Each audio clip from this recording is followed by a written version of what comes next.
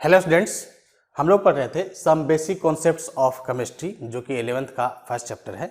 और पिछले वीडियो में हम लोगों ने कवर किया था relative atomic mass and average atomic mass. हम लोगों ने देखा था कि रिलेटिव एटॉमिक मास कैसे निकालते हैं और बहुत सारे जब आइसोटोप्स रहते हैं एक ही एलिमेंट का तो उसका हम लोग एवरेज एटॉमिक मास कैसे निकालते थे। ठीक है, अब आज का जो टॉपिक है वो है atomic mass.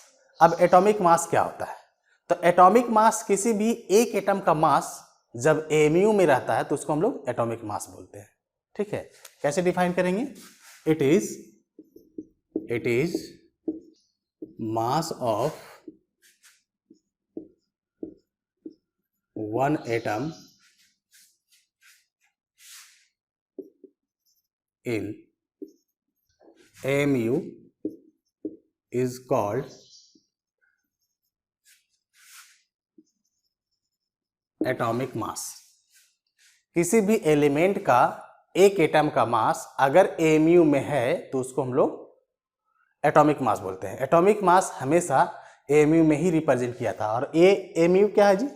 Atomic mass unit, जो कि एटम का मास को मेजरमेंट करने के लिए एक यूनिट अपनाया जाता है एएमयू। हम लोगों ने देखा था, पिछले वीडियो में समझा भी था कि एमयू होता क्या है। क्या होता था, मैं फिर से एक बार बोल देता हूं कि हम लोगों ने सपोज किया था कि कार्बन का एक एटम एक तरबूज की तरह है ना, और उसको 12 इक्वली भाग में हम लोगों ने उसको कट कर दिया था। उसका एक भाग जो होता है 1/12, उसका एक यूनिट हम लोग कहते हैं एएमयू। ठीक है, तरबूज जैसा हम लोग एक एटम को मान लिए, कार्बन के एक एटम को, और उसको 12 इक्वली भाग में काट दिए, उसका एक भाग एएमयू कहलाता है। और उसका मास कितना होता है जी? उसका मास होता है 1.66 × 10⁻24 ग्राम। हम लोगों ने निकाला भी था। ठीक है, तो इसको हम लोग बोलेंगे एटॉमिक मास यूनिट। एग्जांपल के लिए जैसे एटॉमिक मास ऑफ, सपोज करो हाइड्रोजन ले रहे हैं, तो हाइड्रोजन के लिए हम लोग वैसे तो 1.008 होता है, लेकिन हम लोग अपनी सुविधा के लिए 1 ले लेते हैं, तो 1U लिखेंगे। 1U या फिर 1 AMU, ये दोनों सेम है। पहले AMU इस्तेमाल किया जाता था और अब क्या है? अब U इस्तेमाल किया जाता है। ठीक है, तो ये दोनों सेम ही है। तो किसी भी एलिमेंट का एक एटम का मास है, ये जो हाइड्रोजन का 1U लिख रहे हैं, ये हाइड्रोजन एलिमेंट का एक एटम का मास है। उसी प्रकार से हम लोग ले एटॉमिक मास ऑफ ऑक्सीजन, तो इसका कितना हो जाएगा जी? इसका हो जाएगा 16U या फिर 16 AMU। आप चाहो तो AMU में भी लिख सकते हैं, 16 AMU। ये AMU और U दोनों सेम है। पहले AMU इस्तेमाल किया जाता था और अब U इस्तेमाल किया जाता है। इसको बोलते हैं यूनिफाइड मास। क्या बोलेंगे जी? यूनिफाइड मास। ठीक है, इसी प्रकार से एक और ले लेता हूं, जैसे सोडियम है, तो सोडियम के लिए क्या हो जाएगा? 23U और 23 AMU। ठीक है, तो इसको हम लोग कहेंगे क्या? Atomic mass. किसी भी एलिमेंट का एक एटम का मास अगर एएमयू में दिया हुआ है तो उसको हम लोग एटॉमिक मास बोलेंगे उस एलिमेंट के लिए। अब अगला है आपका gram atomic mass. Gram atomic mass क्या होता है? ये हम लोग देख रहे थे एटॉमिक मास की मास ऑफ वन एटम है। अब ग्राम एटॉमिक मास क्या है? तो जहां कहीं भी ग्राम वर्ड लग गया उसको हम लोग समझ लेते हैं कि एक मोल से रिलेटेड है। ठीक है, क्या कह रहे हैं? The atomic mass of an element expressed in gram is called gram atomic mass.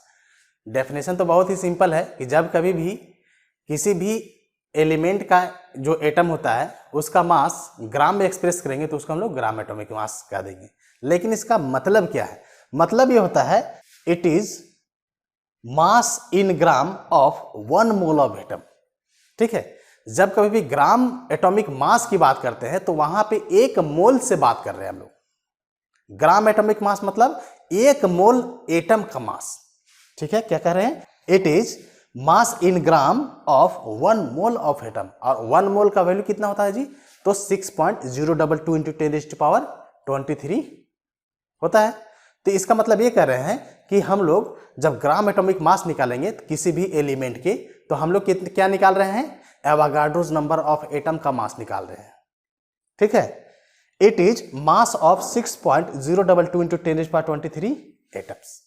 तो जब इतने नंबर ऑफ एटम का मास हम लोग निकालते हैं और उसको ग्राम में एक्सप्रेस करते हैं, इसका मतलब यह है कि इस mu को हमको ग्राम में रिप्रेजेंट करना है। और हम लोगों ने देखा भी था पिछले वीडियो में, अगर आप नहीं जान रहे हैं, नहीं पता है, तो आप पिछले वीडियो को जरूर देखिए। ठीक है, 1 mu का जो वैल्यू होता है वो होता है 1.66 इंटू 10⁻24 ग्राम। कन्वर्जन क्या है कि एक mu का जो वैल्यू होता है वो 1.66 इंटू 10⁻24 ग्राम होता है। तो इसको ग्राम में एग्जाम्पल के यहाँ पे देखते हैं, एटॉमिक मास ऑफ ऑक्सीजन, ये कितना दिया हुआ है 16 mu, ये एक एटम का मास दिया हुआ है। ठीक है, एक एटम का, ना कि एवोगाड्रोस नंबर ऑफ एटम का। ठीक है, तो हम लोग क्या करेंगे, इस mu को ग्राम में एक्सप्रेस करेंगे। कैसे एक्सप्रेस करेंगे जी, तो 16 यहां पे लिख लिया जी इट इज। अब इस mu जो 1 mu होता है, इसका वैल्यू होता है आपका 1.66 इंटू 10⁻24 ग्राम। इतना 1 mu इक्वल टू इतना ग्राम होता है, तो 16 mu 16 से मल्टीप्लाई कर दिए। ठीक है, तो ये तो ग्राम में एक्सप्रेस हो गया। लेकिन हम लोग क्या कर रहे हैं, हम लोग कह रहे हैं एवोगाड्रोस नंबर ऑफ एटम्स का मास होता है आपका ग्राम एटॉमिक मास। तो हम लोग क्या करेंगे, ये तो एक एटम का मास निकल गया ग्राम में, तो हम लोग एवोगाड्रोस नंबर ऑफ एटम निकालेंगे 6.022 इंटू 10⁻23 एटम्स का, है ना। तो अब देखिए, यहां से मल्टीप्लाई करने के बाद जो भी रिजल्ट आएगा वो आपका ग्राम एटॉमिक मास कहलाएगा। तो जब हम लोग इन दोनों को यहां से यहां तक, ध्यान दीजिएगा मैं क्या कह रहा हूं, 1.66 इंटू 10⁻24 ग्राम इंटू 6.022 इंटू 10⁻23, इन दोनों को जब मल्टीप्लाई करेंगे तो ये नियरली आपको 1 आ जाता है, 0.99 समथिंग आ जाता है, तो उसको हम लोग 1 मान लेते हैं बाई कैलकुलेशंस। ठीक है, तो जब 1 आ जाएगा तो 16 इंटू 1, अब ये किस में रहेगा जी, ग्राम में, तो ओवरऑल क्या हो जाएगा 16 ग्राम। तो हम लोगों ने कर लिया ना। हम लोग क्या किए, हम लोग यही काम किए कि the atomic mass of an element expressed in gram, हमने ग्राम में एक्सप्रेस कर लिया। लेकिन यहाँ पे सिंपली ग्राम में नहीं होता है, ग्राम एटॉमिक मास का मतलब क्या है जी, 1 मोल एटम का मास, उसको हम लोग ग्राम एटॉमिक मास बोलेंगे। ठीक है, एक और एग्जांपल ले लूं, देखें अगला दिया हुआ है atomic mass of sodium atom, आपको दिया हुआ है 23 mu। ठीक है जी, आप देखिए यहां से क्या कह रहे हैं, ये जो 23 mu दिया हुआ है, जब mu में रिप्रेजेंट करते हैं तो एक एटम का है वो, mu बहुत ही छोटा यूनिट होता है। ठीक है, वो एक एटम का मास है। और हम लोग क्या कह रहे हैं कि ग्राम एटॉमिक मास तब कहेंगे जब 1 मोल एटम का मास ग्राम में निकालते हैं। ठीक है, तो mu को कन्वर्जन हम लोग क्या जानते हैं, 1 mu इज इक्वल टू क्या होता है जी, यहां से मैं लिख लेता हूं। ठीक है, 1 mu इज इक्वल टू होता है 1.66 इंटू 10⁻24 ग्राम। ये आपका कन्वर्जन है, mu को ग्राम में रिप्रेजेंट करने का तरीका है। तो यहां से क्या हो जाएगा 23 mu 1.66 इंटू 10⁻24 ग्राम। ये हम लोगों ने अभी एक एटम का निकाला हुआ है, लेकिन हम लोग एवोगाड्रोस नंबर ऑफ एटम का या 1 मोल एटम का मास निकालते हैं, तब उसको बोलते हैं हम लोग ग्राम एटॉमिक मास। तो इसको मल्टीप्लाई कर देंगे 6.022 इंटू 10⁻23। जब इतना का हम लोग निकालेंगे एवोगाड्रोस नंबर ऑफ एटम का मास इन ग्राम, तो तब उसको बोलेंगे ग्राम एटॉमिक मास। तो यहां से क्या हो जाएगा, इन दोनों का अभी हम लोग बात कर रहे थे कि जब मल्टीप्लाई करते हैं तो it is nearly equal to 1 आ जाता है, 0.99 समथिंग आ जाता है, तो उसको हम लोग 1 मान लेते हैं। तो यहां से 23 इंटू 1, ये क्या है 1 ग्राम आ जाता है, तो 1 ग्राम, तो ये हो जाएगा 23 ग्राम। ठीक है, तो हम लोग देख रहे हैं सिंपली क्या कि एटॉमिक मास 23 mu था, इसको बस ग्राम लग गया, लेकिन इसके पीछे राज जो छिपा हुआ है एवोगाड्रोस नंबर का, वो थोड़ा ध्यान रखिएगा आप लोग। ठीक है, atomic mass, gram atomic mass. Atomic mass का मतलब होता है एक एटम का मास, जो कि mu में रिप्रेजेंट किया जाता है, और ग्राम एटॉमिक मास का मतलब क्या होता है, एवोगाड्रोस नंबर ऑफ एटम का मास, जो कि ग्राम में एक्सप्रेस करेंगे। ठीक है, तो जब कभी भी एटॉमिक मास को ग्राम में एक्सप्रेस करना हो तो ग्राम एटॉमिक मास कहलाएगा, और ग्राम वर्ड जहां पे आ गया मतलब मोल से रिलेटेड है। कभी कभी इसको ग्राम एटम ऐसे लिख लिया करता है, 1 ग्राम एटम। 1 ग्राम मतलब क्या है जी, 1 ग्राम ऑफ सोडियम एटम बोलूं या 1 ग्राम एटम ऑफ सोडियम, तो इसका सिंपली मीनिंग क्या होता है, 1 मोल ऑफ सोडियम। तो ये कभी कभी आपको बुक्स में ऐसे भी लिखे हुए मिल जाते हैं, ग्राम एटम। तो जहां कहीं भी ग्राम एटम होगा मतलब 1 मोल से रिलेटेड है, ठीक है, 1 मोल एक्सप्रेस्ड इन ग्राम। अगला है आपका मॉलिक्यूलर मास। तो जिस प्रकार से एटॉमिक मास डिफाइन किया उसी प्रकार से मॉलिक्यूलर मास होगा। क्या होगा, मास ऑफ 1 मॉलिक्यूल, है ना। क्या लिखेंगे, it is mass of 1 molecule in AMU is called molecular mass।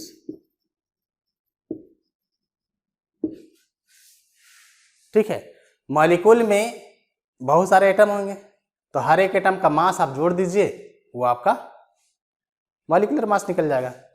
जैसे एग्जांपल के लिए ले लें, molecular mass of H2। H2 एक मॉलिक्यूल है ना। तो इसका जब निकालेंगे तो 2 एटम है और एक एटम का मास कितना था 1, तो इसे क्या हो जाएगा 2, और यहां पर लगा देंगे क्या, U, या सिंपली AMU।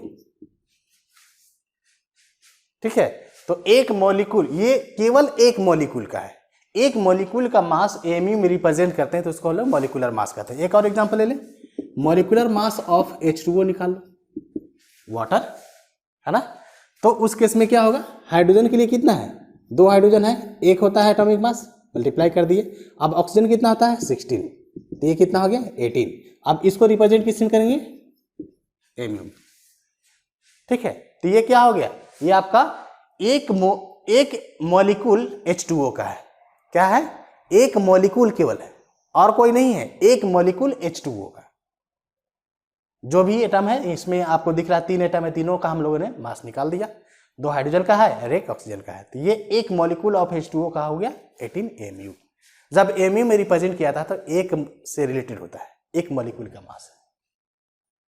अब अगला है आपका ग्राम मॉलिक्यूलर मास। तो जिस प्रकार से हम लोग इसको देख रहे थे कि मॉलिक्यूलर मास क्या था, एक मॉलिक्यूल का मास, है ना। अब क्या है ग्राम मॉलिक्यूलर मास, मतलब ग्राम वर्ड जहां लग गया मतलब क्या है, 1 मोल से रिलेटेड है। ग्राम मॉलिक्यूलर मास मतलब 1 मोल मॉलिक्यूल का मास पूछ रहा है। ग्राम मॉलिक्यूलर मास का मतलब क्या है, 1 मोल मॉलिक्यूल्स का मास। यहां से कैसे कर रहे हैं, the molecule of mass of a substance expressed in gram is called gram molecular mass. ये तो सिंपल सा डेफिनेशन हो गया, लेकिन इसके पीछे जो राज है क्या है जी, mass of 1 mole of molecule. इसको ग्राम में जब रिप्रेजेंट करेंगे तब वो ग्राम मॉलिक्यूलर मास कहलाएगा। Mass of 6.022 × 10⁻23 molecules. जैसे एग्जांपल के लिए यहां पर देखें, मॉलिक्यूलर मास ऑफ O2, तो एक ऑक्सीजन एटम का कितना होता है 16 mu, है ना। तो 2 का कितना होगा, तो 16 × 2 ये 32 mu हो गया।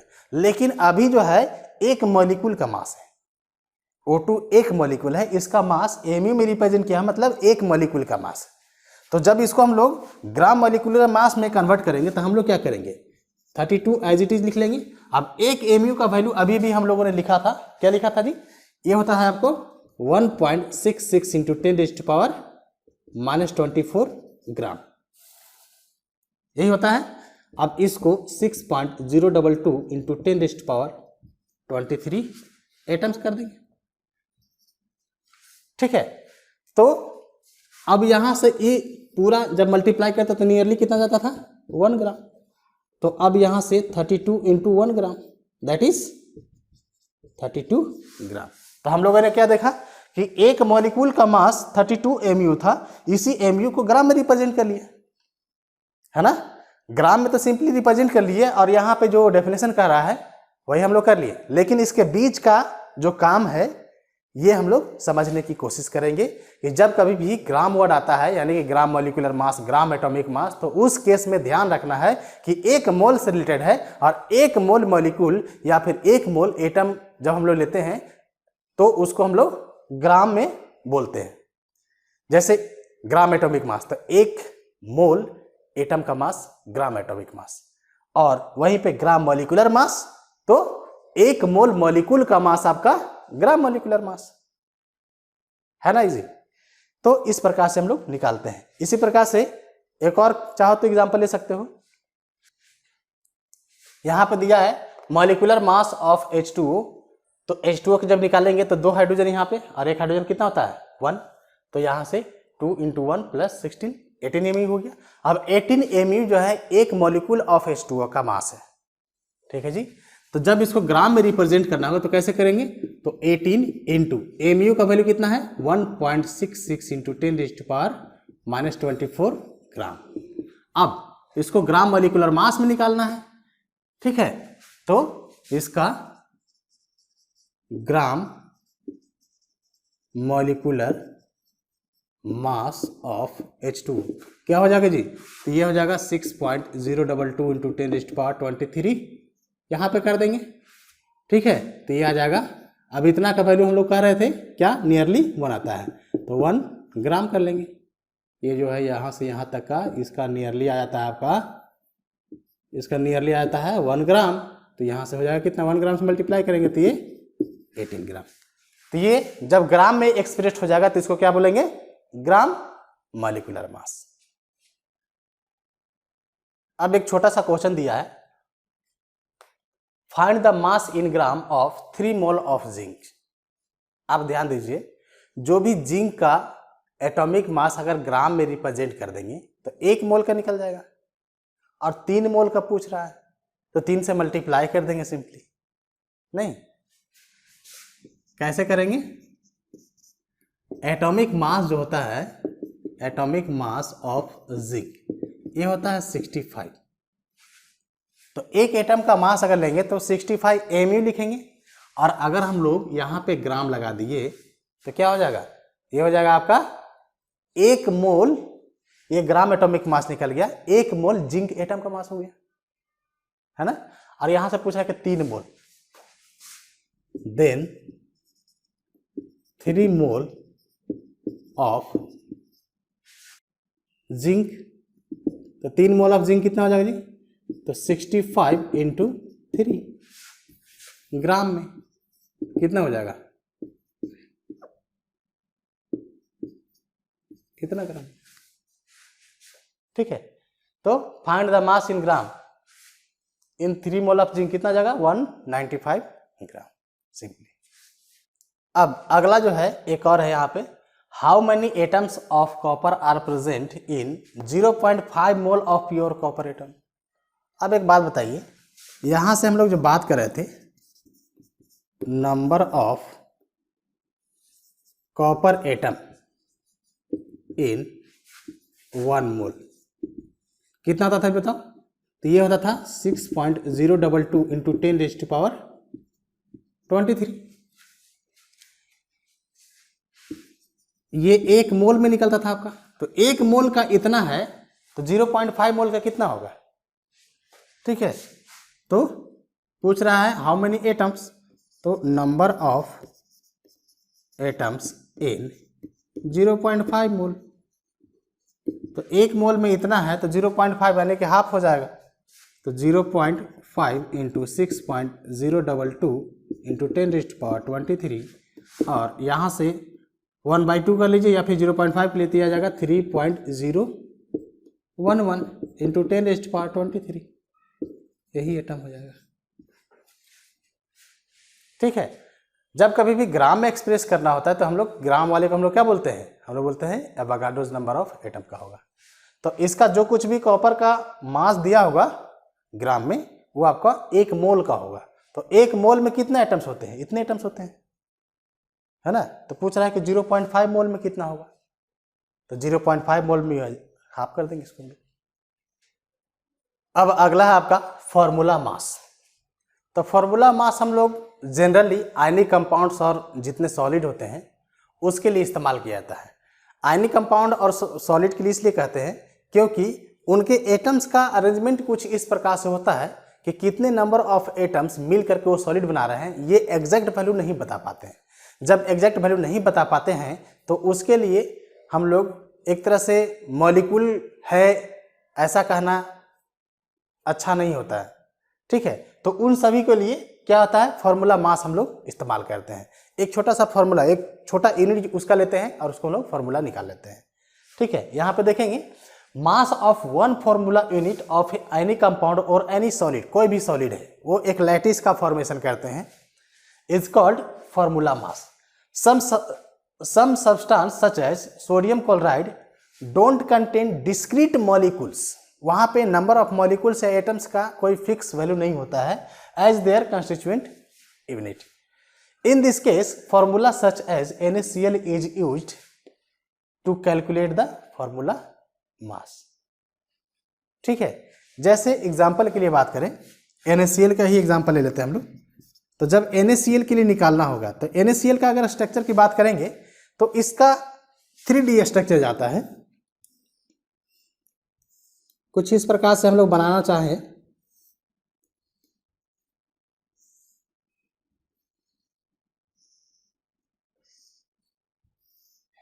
ये एक क्यूब बन गया, ठीक है।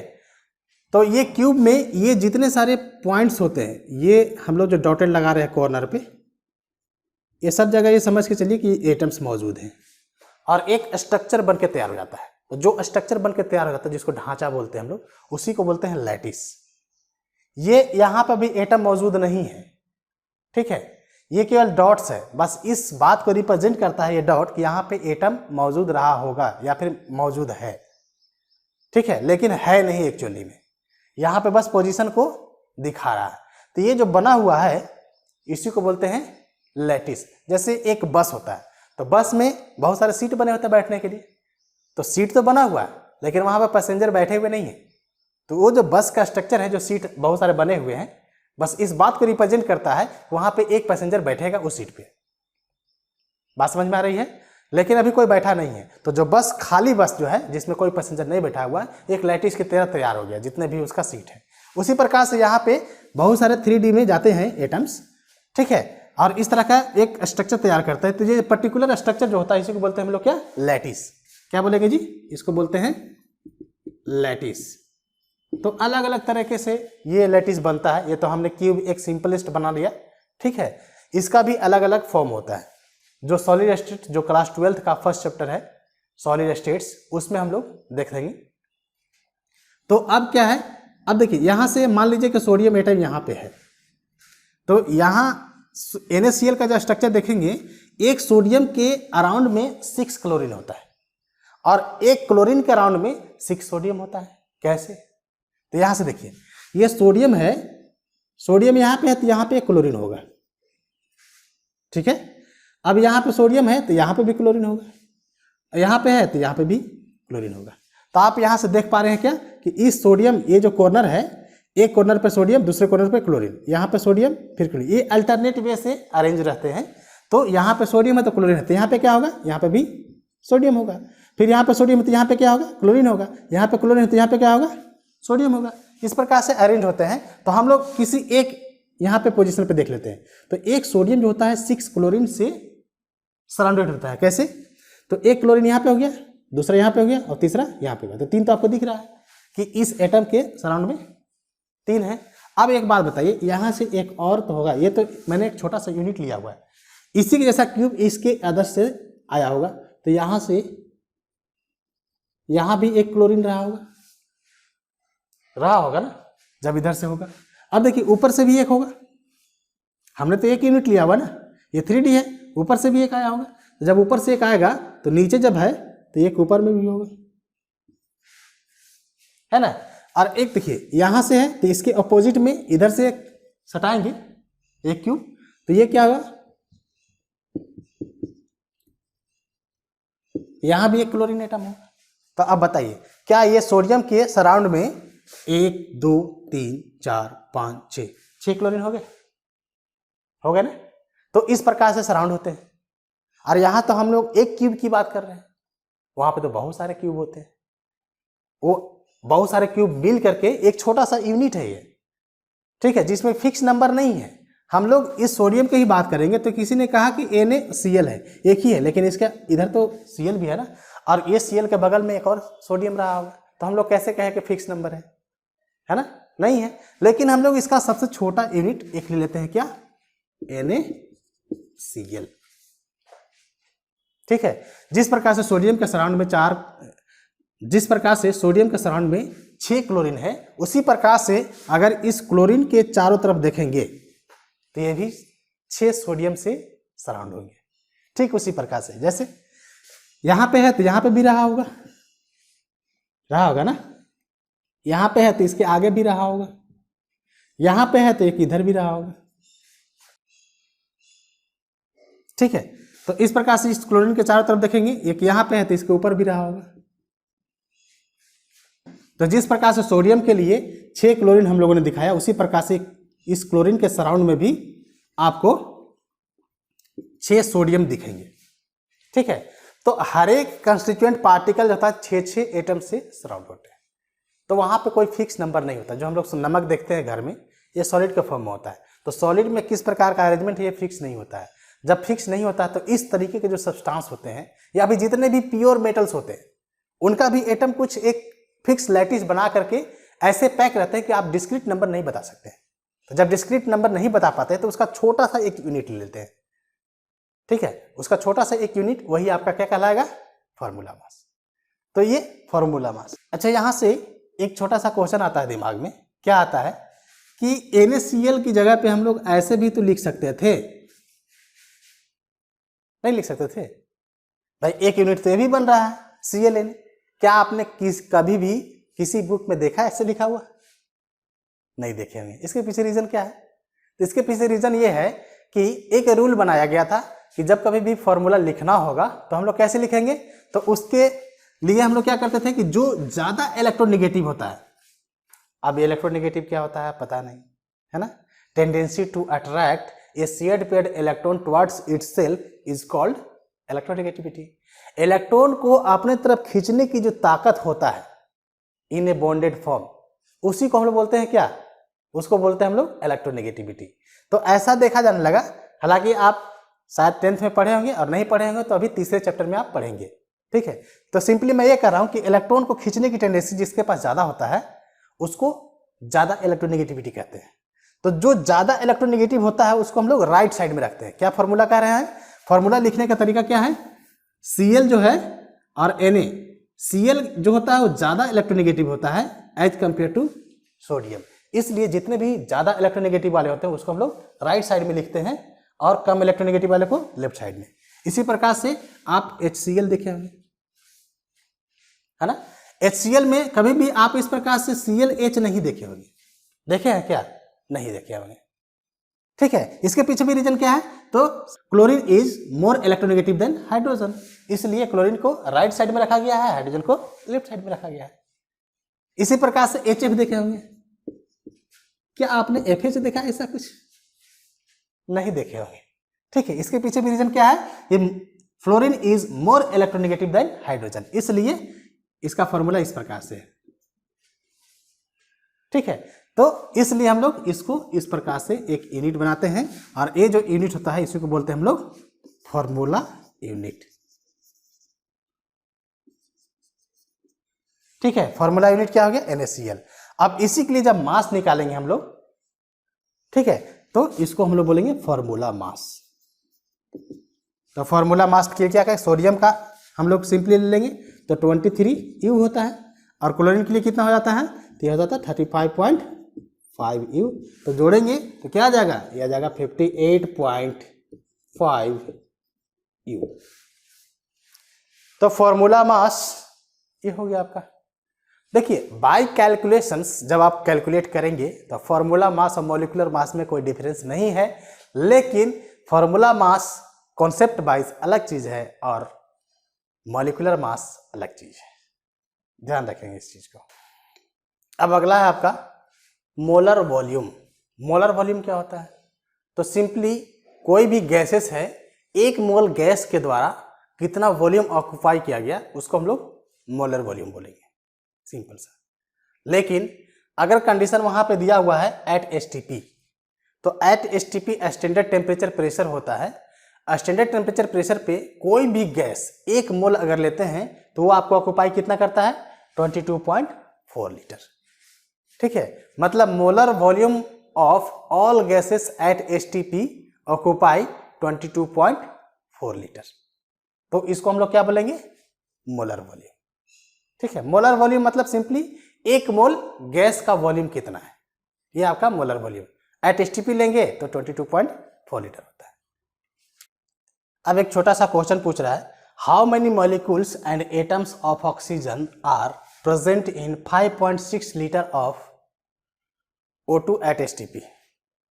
अब देखिए यहां पे क्या कह रहा है, सिंपली आपको वॉल्यूम दे दिया गया, कितना दिया, 5.6 लीटर। तो एक बात बताइए, जब 22.4 लीटर था एट एसटीपी तो कितने नंबर ऑफ मॉलिक्यूल्स थे, एवोगाड्रो नंबर के बराबर। ठीक है, तो अब यहाँ पे कितना बात आ गया, 5.6 लीटर। तो 5.6 लीटर में कितना होंगे, तो जब 22.4 लीटर में आपके एवोगाड्रो नंबर के बराबर मॉलिक्यूल्स थे तो 5.6 में कितना होंगे, निकाल सकते हैं आराम से, है कि नहीं। Since 22.4 litre volume at STP contain 6.022 into 10 raised to power 23 molecule।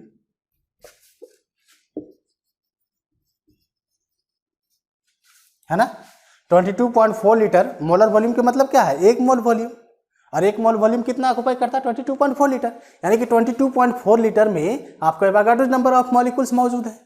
तो 22.4 litre of volume at STP contain 6.022 into 10 raised to power 23 molecules. तो उस केस में आपको 1 लीटर कितना करेगा, तो 6.022 into 10 raised to power 23 divide by 22.4, तो आपको वॉल्यूम दिया गया कितना, 5.6 लीटर। तो ये कितना करेगा, तो ये हो जाएगा 6.022 into 10 raised to power 23 divide by 22.4 litre multiply by 5.6 litre. तो ये लीटर लीटर आपस में कैंसिल आउट हो जाएगा, और इसको आप मल्टीप्लाई करेंगे तो मल्टीप्लाई करेंगे तो ये कितना हो जाएगा, ये आ जाएगा 4 से कट जाएगा, 5.6 है यहाँ पे 22.4 लीटर, तो ये आपको 4 से कट जाएगा, यानी कि इतना डिवाइड बाई 4 हो जाएगा, तो 1.505 इंटू 10 रेज़ टू पावर 23, इतना मॉलिक्यूल्स आ गया आपका, मॉलिक्यूल्स ऑफ ऑक्सीजन। ठीक है, 5.6 को ये 4 से काट सकते हैं, तो 4 से डिवाइड करेंगे तो इतना आ जाएगा आपको, तो इतना मॉलिक्यूल्स आ गया। अब एक मॉलिक्यूल में कितना एटम होते हैं, 2, O2 का फॉर्म होता है ना ऑक्सीजन। ठीक है, तो atoms of oxygen in O2 molecule. तो इतने सारे मॉलिक्यूल्स हैं, ठीक है, और एक मॉलिक्यूल में 2 एटम है, तो इतने मॉलिक्यूल में कितने होंगे, तो 2 into 1.505 into 10 raise to power 23, तो ये आपको आ जाएगा 3.01 into 10 raise to power 23 atoms. तो मॉलिक्यूल्स इतने हो जाएंगे, एटम्स इतने हो जाएंगे, सिंपल सा है। जितने मॉलिक्यूल्स होंगे उसको 2 गुना आप कर देंगे तो आपको नंबर ऑफ एटम्स निकल जाएंगे। अगला है आपका मोलर मास। मोलर मास किसको कहेंगे, मोलर मास सिंपली एक मोल कोई भी सब्सटेंस दिया हुआ है उसको अगर ग्राम में रिप्रेजेंट किया हुआ है तो उसको हम लोग मोलर मास बोलते हैं। ठीक है, the mass of 1 mole of a substance in gram is called its molar mass. ठीक है, the molar mass in gram is normally equal to molecular atomic formula mass in AMU. जब कभी भी आपका मॉलिक्यूल दिया हुआ तो उसका मॉलिक्यूलर मास लेंगे, जब कोई एटम दिया होता है एटॉमिक मास रहेगा एमयू में। ठीक है, कोई फॉर्मूला रहेगा तो फॉर्मूला मास रहेगा एमयू में। तो उसी एमयू को जब हम लोग ग्राम में एक्सप्रेस कर देते हैं तो इन सभी को अलग अलग ना लिख के, जैसे मॉलिक्यूलर मास हो गया, एटॉमिक मास हो गया, फॉर्मूला मास हो गया। इन सभी को कलेक्टिवली मतलब एक साथ सभी को रिप्रेजेंट करते हैं मोलर से। अब आपका एज पर रिक्वायरमेंट, अगर वहां पे मॉलिक्यूल दिया हुआ तो मॉलिक्यूलर मास निकालेंगे, आपको एटम दिया हुआ तो एटॉमिक मास निकालेंगे, कोई फार्मूला दिया हुआ तो फार्मूला मास निकालेंगे। ठीक है, कलेक्टिवली हम लोग इन तीनों को मिला करके मोलर बोलते हैं। ठीक है, तो मोलर मास मतलब इन तीनों का एज पर रिक्वायरमेंट हम लोग इस्तेमाल कर सकते हैं। जैसे मोलर मास ऑफ H2O। अब H2O का यहाँ पे निकालेंगे तो 2 हाइड्रोजन है तो 2 इंटू 1 प्लस 16, यह जाएगा 18। अब देखिए 18 जो है 18 MU अगर लिखेंगे तो एक मॉलिक्यूल का होगा, लेकिन हमको किस को लिखना है इसको ग्राम में। और ग्राम का मतलब क्या होता है, एक मोल। तो एक मोल मॉलिक्यूल का मास आपका मोलर मास ऑफ H2। इसको ऐसे भी तो लिख सकते थे मॉलिक्यूलर मास ऑफ H2। ठीक है, लेकिन हम लोग कलेक्टिवली लिख लिए। कलेक्टिवली क्या लिखे, molar mass of H2O। Molecular ना लिखा क्या लिखे, मोलर मास। तो आप इसको ग्राम पर मोल कर देंगे। पर मोल किस लिए कर रहे हैं, क्योंकि एक मोल का 18 ग्राम है। ठीक है, H2O का मास 18 ग्राम आता है एक मोल H2O मॉलिक्यूल्स का। इसी प्रकार से मोलर मास ऑफ सोडियम, अगर सोडियम का लेंगे तो यहाँ पे 23 लिखेंगे, यहाँ पे 23 ग्राम पर मोल लिखेंगे। लिख क्या रहे हैं, एटॉमिक मास लिख रहे हैं, लेकिन यहाँ पे क्या है, मोलर मास है ना। या फिर ऐसे भी लिख सकते हैं मोलर मास ऑफ NaCl, इसका 58.5 अभी भी हम लोगों ने निकाला था, इतना ग्राम पर। ठीक है, तो कहने का मतलब ये है कि अगर आपका कोई मॉलिक्यूल है तो मॉलिक्यूलर मास होगा, एटम है तो एटॉमिक मास होगा, और फार्मूला है तो फार्मूला मास होगा। यहाँ पे वही चीज हम लोग इस्तेमाल किए हैं, लेकिन हर किसी के लिए मोलर लिखे है ना। तो एज पर रिक्वायरमेंट हम लोग लिख लेते हैं, और कलेक्टिवली इसको क्या बोलेंगे, मोलर। तो जब कभी भी हम लोग नंबर ऑफ मोल्स निकालते हैं तो डिवाइड बाय मोलर ही लिखते हैं। ठीक है, अब मोलर का मतलब क्या होता है कि जो आपको रिक्वायरमेंट है उसको इस्तेमाल कर लीजिए। अगर एटम है तो एटॉमिक मास लिखिए, मॉलिक्यूल है तो मॉलिक्यूलर मास लिखिए, और फार्मूला है तो फार्मूला मास लिखिए। लेकिन उसके लिए कॉमन सा नाम क्या है, मोलर, इस प्रकार से। ठीक है, तो आज के लिए इतना ही रखते हैं, और बाकी मिलते हैं हम लोग अगले वीडियोज में।